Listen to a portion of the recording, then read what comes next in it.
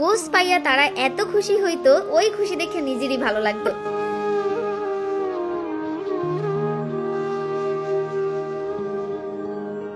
ঘুরতে ঘুরতে মোরা এই একটা গরু পছন্দ করছি, সবচেয়ে সুন্দর পারফেক্ট গরু দিয়ে কুরবানি দিতে হয়। ঈদের আনন্দ শুরু হয় গরু কেনা দিয়া। গরু কেনার মধ্যেও যেমন মজা, গরু বেচার মধ্যেও কিন্তু সেই রকমের মজা। কিরে ভাই, তোর কি এটা পছন্দ হয়ে গেছে? সর, মুই দেখতে লই কেমন গরু। গরুর মনে হয় সুরসুরি লাগছে। এবছর লাল আর কালা গরুই বেশি দেখলাম বাজারে। কত দূর দূর দিয়ে মানুষ আয় গরু বিক্রি করতে। খাওন নাওন সবকিছুই এক জায়গায়। একটু খালি জায়গা থাকলে শরীরটারে মনে হয় একটু শান্তি দেয়। একটা গরু বিক্রির লগে লগে হ্যাগো ঈদের আনন্দ শুরু হয়ে যায়। কিন্তু এবছর এখন পর্যন্ত হাটে মানুষের কোনো ভিড় নাই, ক্রেতার চেয়ে বিক্রেতাই বেশি। ক্রেতা থাকুক আর না থাকুক, এদিকে তো short film blogger, content creator, সাংবাদিকে তো গরুর হাট ভরে গেছে। প্রিয় গরুটারে নিজের হাতে নাওয়াইয়া ধোয়াইয়া এত যত্ন করে এত বড় করছে। যাই হোক, আল্লাহ সবার মনের আশা পূরণ করুক। কুরবানি যারা দিতে পারবে না তাদেরও কোনো লজ্জার কারণ নাই। ঘুরতে ঘুরতে মোরা এই একটা গরু পছন্দ করছি, সবচেয়ে সুন্দর পারফেক্ট গরু দিয়ে কুরবানি দিতে হয়। দেখতে আসলাম কোন গরুর শিং সুন্দর, কোন গরুর গায়ে কোনো খুঁত নাই। এই গরুর দাম চাইছে মগদারে 2,60,000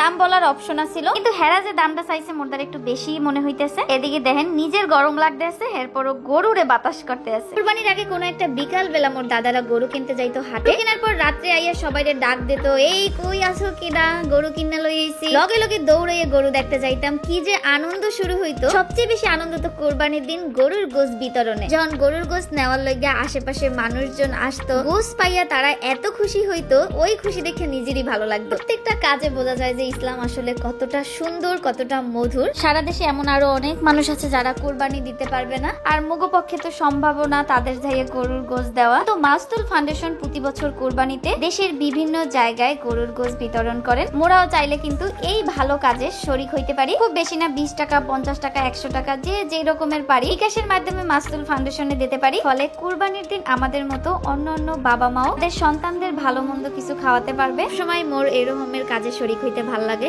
এবারও মুই হইলাম আলহামদুলিল্লাহ। কেমনে ডোনেট করবেন এটা কমেন্ট বক্সে দেওয়া থাকবে। গরুর মাথার ধারি একটা বিছানা বানাইছে, আলু, পাতিল, চুলা সবই আছে। গরুর হাটে মানুষ কতক্ষণ থাকতে পারে, আর তারা দিন রাত 24 ঘন্টা রোদে পুড়ে বৃষ্টিতে ভিজে এই জায়গায় থাকতেছে। তাদের এই পরিশ্রমের প্রতি শ্রদ্ধা জানাই। আলু, পেঁয়াজ, চাল, ডাল, চুলা সবই লই আইছে, কিন্তু গরু কেনার মানুষই নাই। এই রকমের দেখেন সব খালি। একটু ধারণা নিলাম দাম সম্পর্কে। দাম দর করে আসলে এগুলো বড়রাই কিনতে পারবে। হাটের পাশে একটা ফুড কোর্ট আছে। আজকে ভিডিওটা এই পর্যন্ত। টাটা, বাই বাই, আসসালামু আলাইকুম, আল্লাহ হাফেজ।